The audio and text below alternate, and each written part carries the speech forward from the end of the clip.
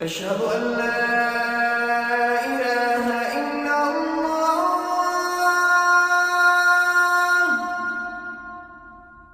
أشهد أن لا إله إلا الله.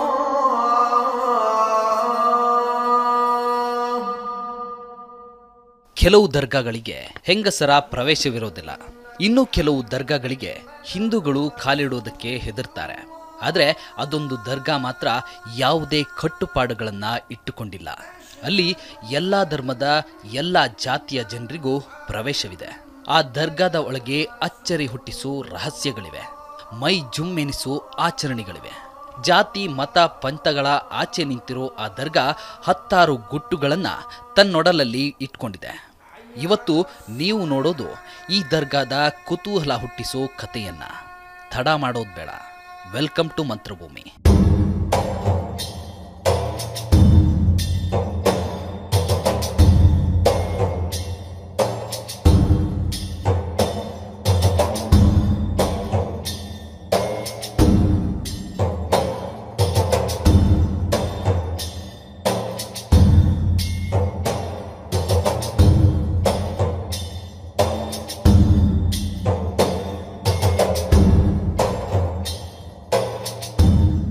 ಚಿಕ್ಕಬಳ್ಳಾಪುರ ಜಿಲ್ಲೆ ಹಲವು ಪ್ರವಾಸಿ ತಾಣಗಳಿಗೆ ಹೆಸರುವಾಸಿ. ಅದರಲ್ಲೂ ನಂದಿ ಬೆಟ್ಟ ಹಾಗೂ ಕೈಲಾಸ ಪರ್ವತಗಳು ಚಿಕ್ಕಬಳ್ಳಾಪುರಕ್ಕೆ ಇಟ್ಟ ಕಳಸವಿದ್ದ ಹಾಗೆ. ನಂದಿ ಬೆಟ್ಟವಂತೂ ಪ್ರವಾಸಿಗರ ಅಚ್ಚುಮೆಚ್ಚಿನ ತಾಣಗಳಲ್ಲೊಂದು. ಸೂರ್ಯ ಹುಟ್ಟುವ ಮೊದಲೇ ಈ ಬೆಟ್ಟದ ತುತ್ತ ತುದಿಯನ್ನ ಹತ್ತಿ ನಿಂತರೆ ನಮ್ಮ ಕಣ್ಣಿಗೆ ನೋಡಲು ಸಿಗೋ ಮೋಡಗಳು ನಮ್ಮನ್ನ ಬೇರೊಂದು ಲೋಕಕ್ಕೆ ಕರೆದುಕೊಂಡು ಹೋಗ್ತವೆ. ಇಂಥ ಪ್ರವಾಸಿ ತಾಣಗಳಿರೋ ಚಿಕ್ಕಬಳ್ಳಾಪುರದಲ್ಲಿ ಚಿಂತಾಮಣಿ ಅನ್ನೋ ಊರಿದೆ.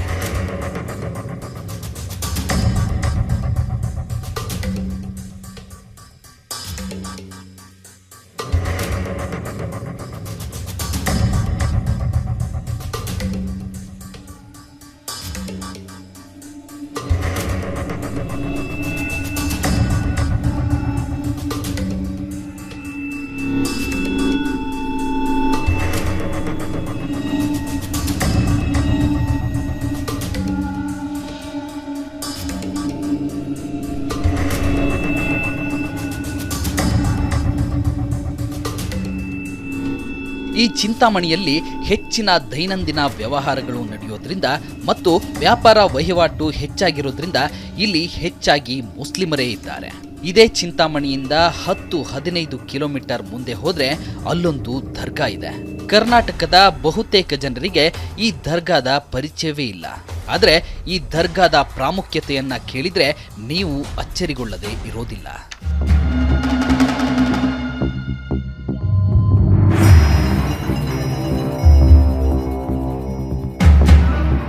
ನಮ್ಮ ಮಂತ್ರಭೂಮಿ ತಂಡಕ್ಕೆ ಈ ದರ್ಗಾದ ಬಗ್ಗೆ ಒಂದಷ್ಟು ರಹಸ್ಯ ಮಾಹಿತಿಗಳು ಸಿಕ್ಕಿದ್ವು.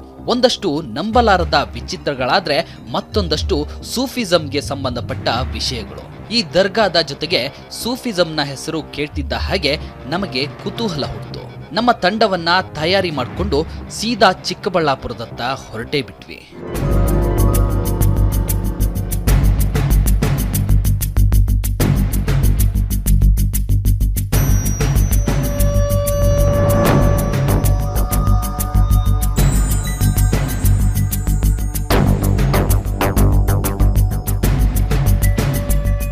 ನಮಗೆ ಸೂಫಿಗಳ ಬಗ್ಗೆ ಒಂದಷ್ಟು ಮಾಹಿತಿಯಂತೂ ಇತ್ತು. ಇಸ್ಲಾಂ ಧರ್ಮ ಹುಟ್ಟಿಕೊಂಡ ಕೆಲವೇ ವರ್ಷಗಳ ಅಂತರದಲ್ಲಿ ಸೂಫಿ ಪಂಥವು ಕೂಡ ಹುಟ್ಟುಕೊಂಡಿತ್ತು. ಸೂಫಿಗಳು ಹೆಚ್ಚು ಅಲೆಮಾರಿಗಳಾಗಿದ್ರು. ಅವರು ಹೆಚ್ಚಾಗಿ ಆಧ್ಯಾತ್ಮವನ್ನ ನಂಬಿದವರು. ತಮ್ಮೊಳಗಿನ ಸಾಕ್ಷಾತ್ಕಾರ ಮತ್ತು ತಮ್ಮೊಳಗಿನ ಜ್ಞಾನೋದಯವನ್ನೇ ತಮ್ಮ ದೇವರು ಅಂತಲೂ ಕರ್ಕೊಂಡವರು ಇವರು. ತಮ್ಮ ಹಾಡು ಹಾಗೂ ನೃತ್ಯದ ಮೂಲಕವೇ ಇವತ್ತಿಗೂ ಚರ್ಚೆಯಲ್ಲಿರೋ ವಿಶಿಷ್ಟ ಪಂಥ ಈ ಸೂಫಿಗಳದ್ದು.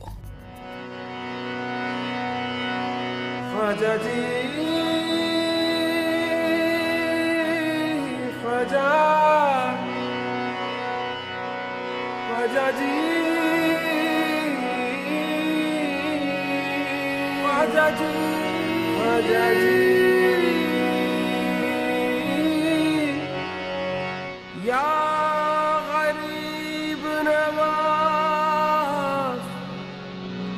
या गरीब नवाज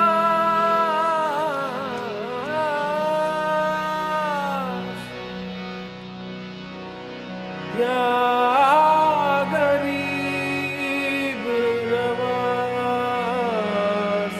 या गरीब नवाज या मोइनुद्दीन या ख्वाजा जी या ख्वाजा जी या ख्वाजा जी या ख्वाजा जी या ख्वाजा जी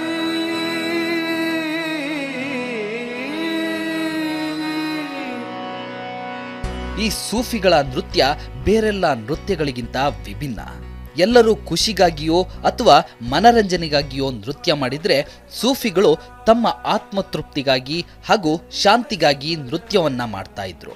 ಸೂಫಿಸಂನ 10 ಹಲವು ಇಂಟ್ರೆಸ್ಟಿಂಗ್ ಕಾನ್ಸೆಪ್ಟ್ಗಳಲ್ಲಿ ಇವರ ನೃತ್ಯಕ್ಕೆ ತನ್ನದೇ ಆದ ಪ್ರಾಮುಖ್ಯತೆ ಇದೆ.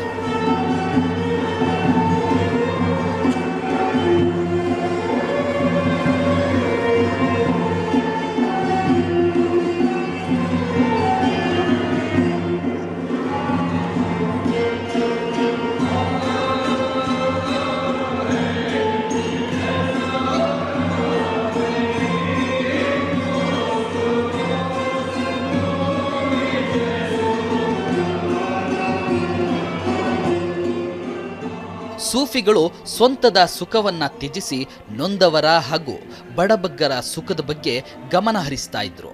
ತಾವು ಕಂಡುಕೊಂಡ ಶಕ್ತಿ ಹಾಗೂ ಪವಾಡಗಳ ಮೂಲಕ ರೋಗಗಳನ್ನ ವಾಸಿ ಮಾಡುತ್ತಾ ಅಲೆಮಾರಿ ಜೀವನ ಸಾಗಿಸುತ್ತಾ ದೇಶದ ಮೂಲೆ ಮೂಲೆಯನ್ನ ಸುತ್ತುತ್ತಾ ನಂತರ ಭಾರತಕ್ಕೂ ಬಂದರು.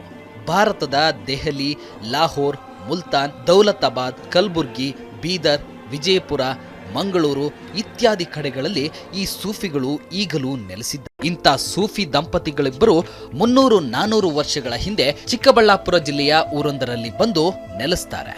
ನಂತರ ಅಲ್ಲಿಯೇ ಸಮಾಧಿ ಕೂಡ ಆಗ್ತಾರೆ. ಇವರು ಸಮಾಧಿಯಾದ ಜಾಗದಲ್ಲೇ ದರ್ಗಾ ಒಂದು ನಿರ್ಮಾಣವಾಗುತ್ತೆ.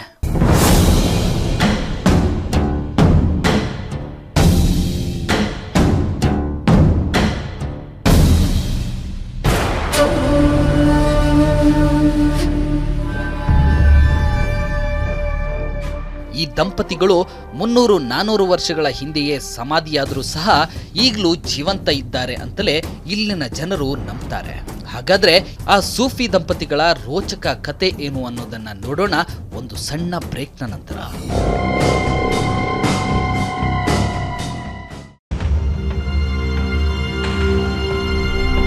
ಚಿಕ್ಕಬಳ್ಳಾಪುರ ಜಿಲ್ಲೆಯ ಚಿಂತಾಮಣಿಯನ್ನ ದಾಟಿ 10-15 ಕಿಲೋಮೀಟರ್ ಮುಂದೆ ಸಾಗಿದ್ರೆ ಮುರುಗಮಲೆ ಅನ್ನೋ ಒಂದು ಊರು ಸಿಗುತ್ತೆ. ಅಲ್ಲಿಗೆ ಕಾಲಿಡ್ತಿದ್ದ ಹಾಗೆ ನಮ್ಮ ಕಣ್ಣಿಗೆ ಕಾಣೋದು ದೊಡ್ಡದೊಂದು ಬೆಟ್ಟ.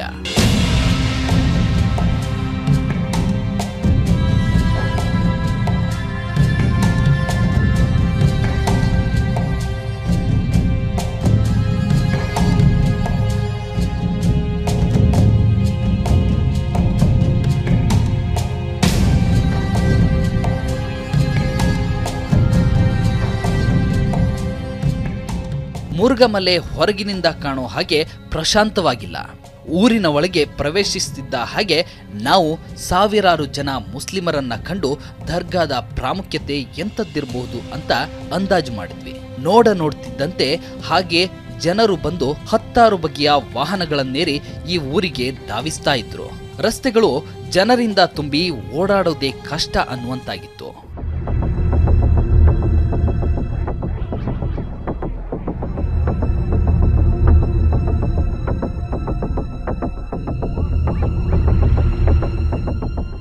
ಹೇಗೋ ದಾರಿ ಮಾಡಿಕೊಂಡು ಊರಿನ ಒಳಗೆ ಪ್ರವೇಶಿಸಿದ ನಾವು ಒಬ್ಬರ ಸಹಾಯವನ್ನ ಪಡ್ಕೊಂಡು ಆ ದರ್ಗಾದ ಬಗ್ಗೆ ಕೆಲವು ಮಾಹಿತಿಗಳನ್ನ ಪಡ್ಕೊಂಡ್ವಿ. ನಂತರ ಬೆಟ್ಟದ ಅಡಿಗೆ ಹೊಂದಿಕೊಂಡಂತಿದ್ದ ಆ ದರ್ಗಾವನ್ನ ನೋಡಿ ಅಚ್ಚರಿಗೊಂಡ್ವಿ. ಅದೇ ತಾನೇ ರಂಜಾನ್ ಮುಗಿಸಿದ್ದ ಸಾವಿರಾರು ಮುಸ್ಲಿಂ ಧರ್ಮದ ಜನರು ದರ್ಗಾದತ್ತ ದಂಡು ದಂಡಾಗಿ ಕುಟುಂಬ ಸಮೇತ ಧಾವಿಸಿ ಬಂದಿದ್ರು. ಕೆಲವರಂತೂ ಅಲ್ಲಿ ಬಾಡಿಗೆಗೆ ಸಿಗೋ ಚಾಪೆ ರಗ್ಗುಗಳನ್ನ ನೆಲಕ್ಕೆ ಹಾಸ್ಕೊಂಡು ಅಲ್ಲಿಯೇ ಕುಂತು ಬಿಟ್ಟಿದ್ರು.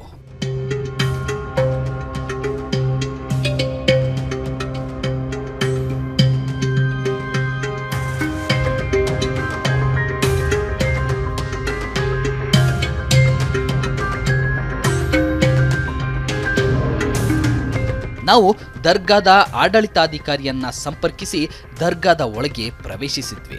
ಅಲ್ಲಿ 2 ಸಾಲುಗಳು ನಮ್ಮ ಗಮನಕ್ಕೆ ಬಂದವು. ಒಂದು ಸಾಲಿನಲ್ಲಿ ಗಂಡಸರು ಹಾಗೂ ಇನ್ನೊಂದು ಸಾಲಿನಲ್ಲಿ ಹೆಂಗಸರು ಮತ್ತು ಮಕ್ಕಳು ದರ್ಗಾದ ಒಳಗಿರೋ ಸಮಾಧಿಯ ದರ್ಶನ ಪಡೆದುಕೊಳ್ತಾ ಇದ್ರು. ಅಲ್ಲೇ ಜಾಗ ಮಾಡಿಕೊಂಡು ನಮ್ಮ ತಂಡವೂ ಕೂಡ ಸಮಾಧಿಗಳ ಬಳಿಗೆ ಪ್ರವೇಶಿಸಿದ್ವಿ.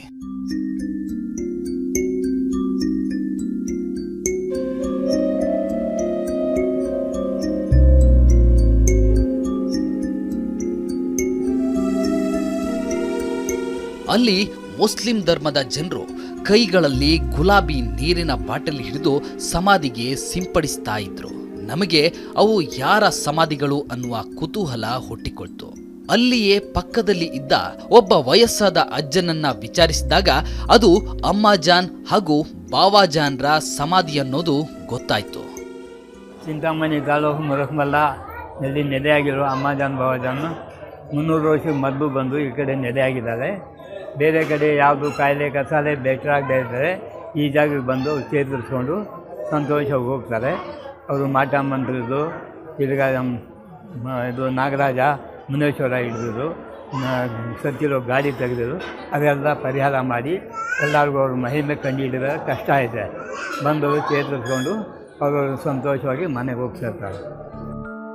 ಆ ಸಮಾಧಿಗಳು ಇಬ್ಬರು ಸಂತರ ಸಮಾಧಿಗಳು ಅನ್ನುವ ಮಾಹಿತಿಯನ್ನ ಆ ವಯಸ್ಸಾದ ಅಜ್ಜ ಹೇಳಿದ್ರು. ಅಷ್ಟೇ ಅಲ್ಲದೆ ಅಲ್ಲಿಗೆ ಬರೋ ಜನರ ಕಾಯಿಲೆ ಮತ್ತು ವೈಯಕ್ತಿಕ ಸಮಸ್ಯೆಗಳನ್ನ ಈ ಅಮ್ಮಾಜಾನ್ ಮತ್ತು ಬಾವಾಜಾನ್ ಪರಿಹರಿಸ್ತಾರಂತೆ.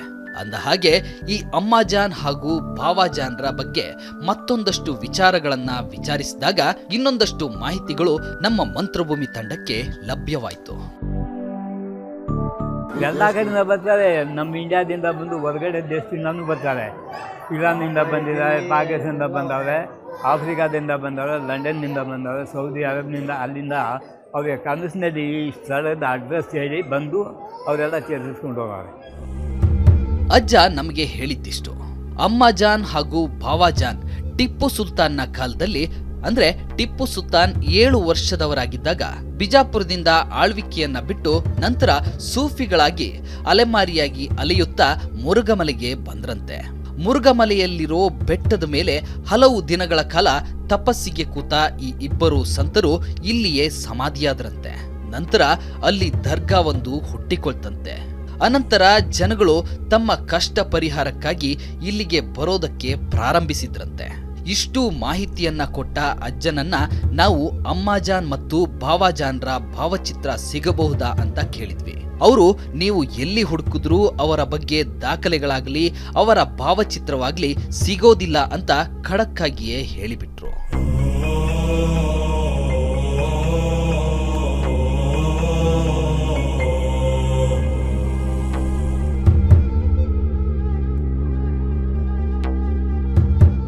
ಹೌದು, ಅಮ್ಮಾಜಾನ್ ಮತ್ತು ಬಾವಾಜಾನ್ರ ಭಾವಚಿತ್ರ ಈವರೆಗೆ ಯಾರಿಗೂ ಲಭ್ಯವಿಲ್ಲವಂತೆ. ಅಷ್ಟೇ ಯಾಕೆ, ಅವರು ಹೀಗಿದ್ರು ಅಂತಲೂ ಸಹ ಯಾರೂ ಹೇಳಲೇ ಇಲ್ವಂತೆ. ಈ ದರ್ಗಾದಲ್ಲಿ ಆ ಇಬ್ಬರು ಸಂತರ ಅಸ್ತಿತ್ವದ ಕುರುಹಾಗಿ ಸಿಗೋದು ಈ 2 ಸಮಾಧಿಗಳು ಮಾತ್ರ. ಯಾವ ಪುಸ್ತಕದಲ್ಲಾಗ್ಲಿ ಯಾವ ದಾಖಲೆಗಳಲ್ಲಾಗ್ಲಿ ಈ ಇಬ್ಬರು ಸಂತರ ಹೆಸರು ಕಂಡುಬರದೇ ಇರೋದು ಅಚ್ಚರಿಯ ವಿಷಯ. ಇನ್ನು ಇಲ್ಲಿಗೆ ಬರುವ ಜನರಿಗೆ ಅಮ್ಮಾಜಾನ್ ಹಾಗೂ ಬಾವಾಜಾನ್ ಕನಸಿನಲ್ಲಿ ಕಾಣಿಸಿಕೊಂಡು ಹುಕುಂ ಕೊಡ್ತಾರಂತೆ. ಅದರನ್ವಯ ಮುಸ್ಲಿಮರು ಈ ದರ್ಗಾಕ್ಕೆ ಬಂದು ತಮ್ಮ ಕಷ್ಟಗಳನ್ನ ಪರಿಹಾರ ಮಾಡ್ಕೊಳ್ತಾರಂತೆ. ಶಿವಮೊಗ್ಗದಿಂದ ಬಂದಿದ್ದರು. ಅವರು ಪ್ರೊಫೆಸರ್ ಒಬ್ಬರು, ಒಂದು ಲೆಕ್ಚರರು. ಅವರು ಹೆಂಡತಿಗೆ ಕ್ಯಾನ್ಸರು ಮತ್ತು ಹಾರ್ಟ್ ಅಟ್ಯಾಕ್ ಆಗಿತ್ತು. ಆವಾಗ ಫಾರಿನ್ ಡಾಕ್ಟರ್ಸ್ ಎಲ್ಲ ನೋಡಿ ನಾವು ಆಪ್ರೇಷನ್ ಮಾಡ್ತೀವಿ, ಗ್ಯಾರಂಟಿ ಕೊಡೋಲ್ಲ ಅಂತ ಅವರು ಹೇಳಿದರು ಅಂತೂ ನಮ್ಗೆ ಹೇಳಿದರು. ಮತ್ತು ಯಾರೋ ಹಿಂಗೆ ಮುರುಮಲ್ಲಾಗಿ ಹೋಗಿ ಗ್ಯಾರಂಟಿ ಕೊಡೋಲ್ಲ ಅಂತ ಹೇಳ್ತಾ ಇದ್ದಾರೆ. ಅಲ್ಲಿ ಹೋಗಿ ಏನೋ ಅಲ್ಲಿ ಹರಕೆ ಹೊತ್ಕೊಳ್ಳಿ ನಿಮ್ಗೆ ಒಳ್ಳೇದಾಗೋದಂತ ಹೇಳಿದ್ರಂತೆ. ಮತ್ತೆ ಬಂದು ಇಲ್ಲಿ ಒಂದು ವಾರ ಇದ್ಬಿಟ್ಟು ಮತ್ತೆ ಸ್ವಲ್ಪ ವಾಸಿ ಆಗ್ತಾನೆ ಊರಿಗೆ ಹೋಗಿದ್ದಾರೆ. ಮತ್ತೆ ಆಸ್ಪತ್ರೆಗೆ ಚೆಕಪ್ ಮಾಡಿದ್ರೆ ಅದೇ ಡಾಕ್ಟ್ರಿಂದ ನಿಮಗೇನು ಕಾಯಿಲೆ ಇಲ್ಲ ಅಂತ ಹೇಳಿದ್ರಂತೆ. ಅವರು ತಿಂಗಳು ಬರ್ತಾರೆ, ನಮ್ಮ ಲಾಡ್ಜಿಂಗ್ಗೆ ಬರ್ತಾರೆ.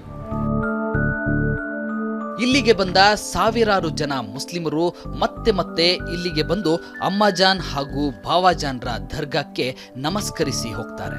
ಯಾಕಂದ್ರೆ ತಮ್ಮ ಕಷ್ಟಗಳನ್ನ ಪರಿಹರಿಸಿದ ಹಾಗೂ ಕಾಯಿಲೆಗಳನ್ನ ವಾಸಿ ಮಾಡಿದ ಸಂತರಿಗೆ ಕೃತಜ್ಞತೆಗಳನ್ನ ಸಲ್ಲಿಸುವುದಕ್ಕೆ. ಇಲ್ಲಿಯವರೆಗೆ ಇಲ್ಲಿಗೆ ಬಂದವರು ಬಹುತೇಕ ಮಂದಿ ತಮ್ಮ ಕಷ್ಟಗಳಿಂದ ಮುಕ್ತರಾಗಿದ್ದಾರಂತೆ. ಈ ದರ್ಗಾವನ್ನ ಒಂದು ಹಾಸ್ಪಿಟಲ್ ಅಂತಲೇ ಹೇಳ್ತಾರೆ ಇಲ್ಲಿನ ಆಡಳಿತವನ್ನ ನೋಡ್ಕೊಳ್ತಿರೋ ತಯೂಬ್ ನವಾಜ್. ಸರ್, ಶಕ್ತಿ ಅಂತ ಹೇಳಿದರೆ ಸುಮಾರು ಇಲ್ಲಿ ಬರುವಂತಹವ್ರು ಎಲ್ಲರೂ ಇದು ಒಂದು ಹಾಸ್ಪಿಟಲ್ ಅಂತ ಹೇಳ್ಬೋದು ನಾವು. Nothing but A hospital. ಹೇಗೆ ಅಂತ ಹೇಳಿದ್ರೆ ಯಾವ ಕಾಯಿಲೆ ಹಾಸ್ಪಿಟ್ಲಿಯಲ್ಲಿ ವಾಸಿ ಆಗಲ್ವೋ ಅಂಥ ಮೂಮೆಂಟಲ್ಲಿ ಇಲ್ಲಿ ಕರ್ಕೊಂಡು ಬಂದುಬಿಟ್ಟು ಹೋಗೋವಂಥದ್ದೇ. ಜೊತೆಗೆ ಈ ಬುದ್ಧಿಮಾಂದ್ಯರಿಗೆ ಸಾಕಷ್ಟು ಇಲ್ಲಿ ಒಳ್ಳೆಯ ರಿಸಲ್ಟ್ ಸಿಕ್ಕಿದೆ. ಇಲ್ಲಿ ತುಂಬ ಜನ ಇಲ್ಲಿ ವಾಸಿಯಾಗಿ ಹೋಗಿರುವಂಥದ್ದು ಹಲವು ಉದಾಹರಣೆಗಳು ಇಲ್ಲಿ ನಾವು ನೋಡ್ಬೋದಾಗಿದೆ. ದರ್ಗಾದ ಬಗ್ಗೆ ಇಷ್ಟೆಲ್ಲ ಮಾಹಿತಿ ಪಡೆದ ನಾವು ಇಲ್ಲಿಯ ಮತ್ತೊಂದು ಪವಾಡದ ಬಗ್ಗೆಯೂ ಕೇಳಿದ್ವಿ. ಅದೇನೆಂದ್ರೆ ಸಂಜೆಯ ವೇಳೆಯಲ್ಲಿ ದರ್ಗಾಕ್ಕೆ ಬರೋ ಮುಸ್ಲಿಂ ಭಕ್ತರ ದೇಹದಲ್ಲಿ ಯಾವುದಾದ್ರೂ ದುಷ್ಟಶಕ್ತಿ ಸೇರಿಕೊಂಡ್ರೆ ದರ್ಗಾದ ಒಳಗೆ ಕಾಲಿಡ್ತಿದ್ದ ಹಾಗೆ ಆ ದುಷ್ಟಶಕ್ತಿಯ ದೇಹವನ್ನ ಬಿಟ್ಟು ಹೋಗುತ್ತಂತೆ. ಹೀಗೆ ದುಷ್ಟಶಕ್ತಿ ದೇಹವನ್ನ ಬಿಟ್ಟು ಹೋಗುವ ವೇಳೆ ದುಷ್ಟಶಕ್ತಿಯಿಂದ ಬಳಲುತ್ತಿದ್ದ ಜನರು ವಿಚಿತ್ರವಾಗಿ ವರ್ತಿಸ್ತಾರಂತೆ. ಈ ವಿಷಯ ಕೇಳಿ ನಮಗೂ ಅಂತ ಸನ್ನಿವೇಶವೊಂದಕ್ಕೆ ಸಾಕ್ಷಿಯಾಗುವ ಮನಸ್ಸಾಗಿತ್ತು. ಸರಿ, ನೋಡೇ ಬಿಡೋಣ ಅಂತ ನಾವು ಸಂಜೆಯವರೆಗೆ ದರ್ಗಾವನ್ನ ಸುತ್ತಾಡುತ್ತಾ ಒಂದಷ್ಟು ಕಾಲಹರಣ ಮಾಡಿದ್ವಿ. ನೋಡ್ತಿದ್ದ ಹಾಗೆ ವಿಚಿತ್ರ ಶಬ್ದವೊಂದು ನಮಗೆ ಕೇಳಿಸುವುದಕ್ಕೆ ಶುರುವಾಯಿತು. ಅದೇನಪ್ಪಾ ಅಂತ ತಿರುಗಿ ನೋಡಿದ್ರೆ ಅಲ್ಲಿ ಅಚ್ಚರಿಯೊಂದು ನಮಗಾಗಿ ಕಾದಿತ್ತು. ಅದೇನು ಅಚ್ಚರಿ ಅಂತ ಹೇಳ್ತೀವಿ, ಅದಕ್ಕೂ ಮುಂಚೆ ಒಂದು ಸಣ್ಣ ಬ್ರೇಕ್.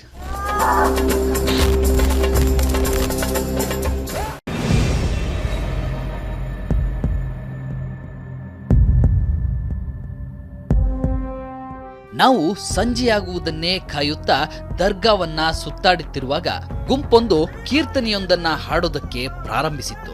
ನಮಗೋ ಉರ್ದುವಿನ ಜ್ಞಾನ ಅಷ್ಟಕ್ಕಷ್ಟೇ. ಸಂಗೀತ ಭಾಷೆಯ ಹಂಗಿಲ್ಲ ಎಂದು ಮಾತನಾಡಿಕೊಳ್ಳುತ್ತಾ ಆ ಹಾಡಿನ ಗುಂಗಿಗೆ ತಲೆದೂಗುತ್ತಾ ಒಂದಷ್ಟು ಹೊತ್ತು ನಮ್ಮನ್ನ ನಾವು ಹಗುರ ಮಾಡಿಕೊಂಡ್ವಿ.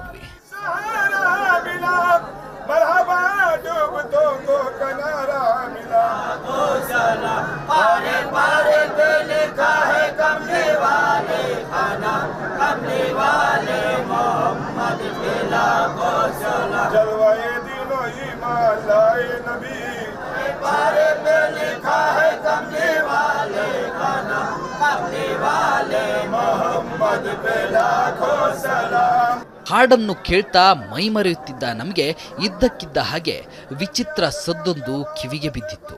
ಅದೇನು ಅಂತ ಒಂದಷ್ಟು ಹೊತ್ತು ಹುಡುಕಾಡ್ತಿದ್ದ ಹಾಗೆ ಅಲ್ಲೊಬ್ಬ ಮಹಿಳೆ ಕಂಬವೊಂದನ್ನ ಹಿಡಿದು ನರಳಾಡ್ತಿರೋ ದೃಶ್ಯವೊಂದು ಕಣ್ಣಿಗೆ ಬಿದ್ದಿತ್ತು. ಅದೇನು ಅಂತ ಕೂಲಂಕುಷವಾಗಿ ಪರೀಕ್ಷಿಸಲಾಗಿ ಅದು ದುಷ್ಟಶಕ್ತಿ ಆಕೆಯ ದೇಹವನ್ನ ಬಿಟ್ಟು ಹೊರಗೆ ಹೋಗ್ತಿರೋ ಸನ್ನಿವೇಶ ಅನ್ನುವ ಮಾತುಗಳು ಗುಂಪಿನಿಂದ ಕೇಳಿಬಂದವು.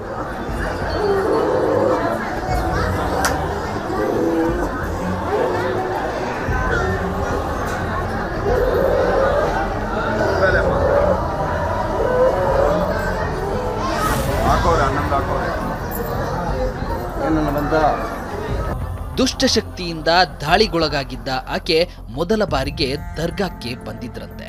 ಹಾಗಾಗಿ ಆಕೆ ದರ್ಗಾದೊಳಗೆ ಕಾಲಿಡ್ತಿದ್ದ ಹಾಗೆ ದುಷ್ಟಶಕ್ತಿ ಅವಳ ದೇಹದಿಂದ ಹೊರಹೋಗುವ ನಿರ್ಧಾರ ಮಾಡಿತ್ತಂತೆ. ಹೀಗಾಗಿ ಆಕೆ ವಿಚಿತ್ರವಾಗಿ ನರಳುತ್ತಾ ಅಲ್ಲ ಅಲ್ಲ ಅಂತ ರೋಧಿಸ್ತಿದ್ದಾಳೆ ಅಂತ ನಮ್ಮ ಅಕ್ಕಪಕ್ಕ ನಿಂತಿದ್ದ ಕೆಲವರು ನಮಗೆ ಹೇಳಿದ್ರು.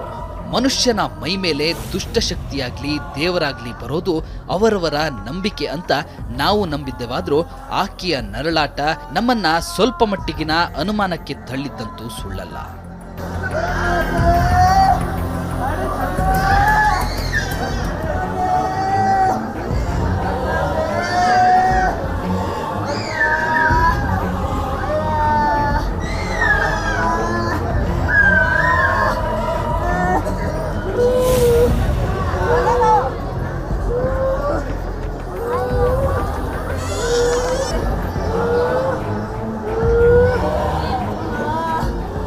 ಇತ್ತ ಒಬ್ಬಾಕಿಯ ಮೈಮೇಲಿನ ದುಷ್ಟಶಕ್ತಿಯ ಪ್ರಹಾರವನ್ನ ನೋಡ್ತಿದ್ದ ನಮಗೆ ಮತ್ತೊಂದು ಮೂಲೆಯಿಂದಲೂ ಅಂಥದ್ದೇ ಮತ್ತೊಂದು ವಿಚಿತ್ರ ಸದ್ದು ಕೇಳಿಸೋಕೆ ಶುರುವಾಯಿತು. ಅನುಮಾನದಿಂದಲೇ ಅತ್ತ ಧಾವಿಸಿದ ನಮಗೆ ಮತ್ತೊಬ್ಬ ಮಹಿಳೆಯು ಇಂಥದ್ದೇ ಸನ್ನಿವೇಶಕ್ಕೆ ಒಳಗಾಗಿರುವುದು ಕಂಡುಬಂತು.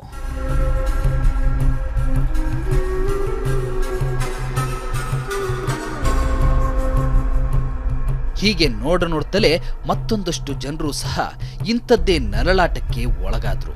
ಇದರ ಬಗ್ಗೆ ವಿಚಾರಿಸಿದಾಗ ಅಮಾವಾಸ್ಯೆಯ ರಾತ್ರಿ ಬಹುತೇಕ ಜನರು ಹೀಗೆ ವರ್ತಿಸ್ತಾರೆ, ಅವರೆಲ್ಲರೂ ದುಷ್ಟಶಕ್ತಿಗಳಿಂದ ಬಾಧಿತರಾಗಿ ಅಮ್ಮಾಜಾನ್ ಬಾವಾಜಾನ್ರಿಂದ ಹುಕುಂ ಪಡೆದು ಬಂದವರೇ ಆಗಿರ್ತಾರೆ ಅನ್ನೋ ವಿಷಯಗಳು ಹೊರಬಂದವು.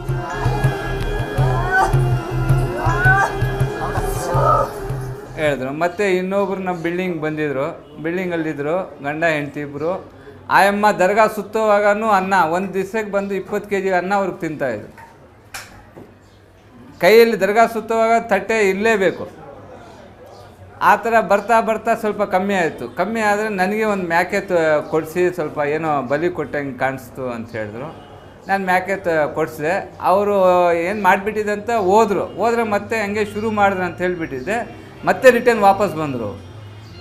ಬಂದಮೇಲೆ ಮತ್ತೆ ಮಾಮೂಲಿ ಸ್ಥಿತಿಗೆ ಬಂದು ಇವಾಗ ಅವ್ರು ಚೆನ್ನಾಗಿದ್ದಾರೆ. ಎಷ್ಟು ಲಿಮಿಟಾಗಿ ತಿನ್ನಬೇಕು ಅನ್ನೋ ಆ ಥರ ತಿನ್ಕೊಂಡು ಒಂಥರ ಚೆನ್ನಾಗಿದ್ದಾರೆ. ಮುರುಘಮಲೆಯಲ್ಲಿರೋ ದರ್ಗಾಕ್ಕೆ ಅಮಾವಾಸ್ಯೆ ರಾತ್ರಿಯಲ್ಲಿ ಹಾಗೂ ಮುಸ್ಲಿಂ ಹಬ್ಬದ ದಿನಗಳಲ್ಲಿ ಸಾವಿರಾರು ಜನರು ಬಂದು ಹೋಗ್ತಾರೆ. ಅವರಲ್ಲಿ ಹಿಂದೂ, ಮುಸ್ಲಿಂ, ಕ್ರಿಶ್ಚಿಯನ್ ಜನರು ಸಹ ಇರ್ತಾರೆ. ಅಷ್ಟೇ ಅಲ್ಲದೆ ಎಲ್ಲ ಜಾತಿಯ ಸ್ಥಳೀಯರು ಸಹ ಇಲ್ಲಿ ಬಂದು ಅಮ್ಮಾಜಾನ್ ಹಾಗೂ ಬಾವಾಜಾನ್ ಸಮಾಧಿಗೆ ತಮ್ಮ ಭಕ್ತಿಯನ್ನ ಸಲ್ಲಿಸಿ ಹೋಗ್ತಾರೆ.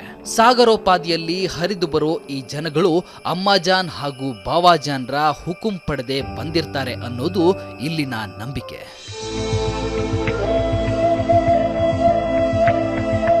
ಹಾಗೆ ನೋಡಿದ್ರೆ ಸೂಫಿಸಂ ಆಧ್ಯಾತ್ಮದ ನೆಲೆಯಿಂದ ಬಂದದ್ದಾದ್ರೂ ಅಲ್ಲಿಯೂ ಸಹ ದೇವರು, ನಂಬಿಕೆ ಮತ್ತು ಪವಾಡಗಳಿಗೆ ಸ್ಥಾನಮಾನಗಳಿದ್ದೇ ಇವೆ.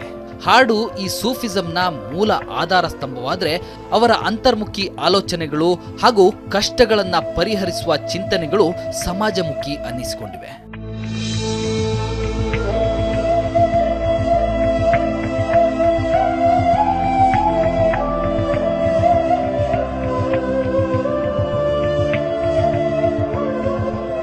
ಇಂಥ ಸೂಫಿಸಂನ ಹಿನ್ನೆಲೆಯಿಂದ ಬಂದ ಅಮ್ಮಾಜಾನ್ ಹಾಗೂ ಬಾವಾಜಾನ್ರನ್ನ ಈವರೆಗೆ ಯಾರೂ ನೋಡಿಲ್ಲವಾದ್ರೂ, ಅವರ ಬಗ್ಗೆ ಓದಿಲ್ಲವಾದ್ರೂ ತಲೆಮಾರುಗಳಿಂದ ತಲೆಮಾರಿಗೆ ರವಾನೆಯಾದ ನಂಬಿಕೆಗಳಿಗನುಸಾರವಾಗಿ ಈ ಸೂಫಿ ದಂಪತಿಗಳಿಗೆ ಗೌರವವನ್ನ ಸಲ್ಲಿಸ್ತಾರೆ.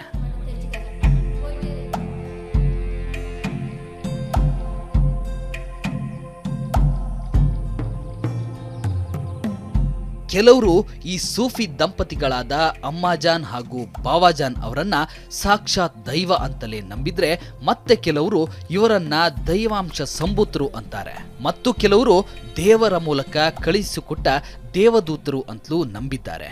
ಒಟ್ಟಾರೆ ಈ ದಂಪತಿಗಳ ಬಗ್ಗೆ ಯಾವ ಮೂಲಾಧಾರಗಳು ಇಲ್ಲವಾದರೂ, ದಾಖಲೆಗಳು ಲಭ್ಯವಿಲ್ಲವಾದರೂ ಸಹಸ್ರಾರು ಜನರು ಈ ಮೂಲಕ ತಮ್ಮ ಕಷ್ಟಗಳಿಗೆ ಪರಿಹಾರವೊಂದನ್ನ ಕಂಡುಕೊಳ್ತಿದ್ದಾರೆ ಅನ್ನೋದೇ ಕೊನೆಯದಾಗಿ ಉಳಿಯೋ ಸತ್ಯಾಂಶ.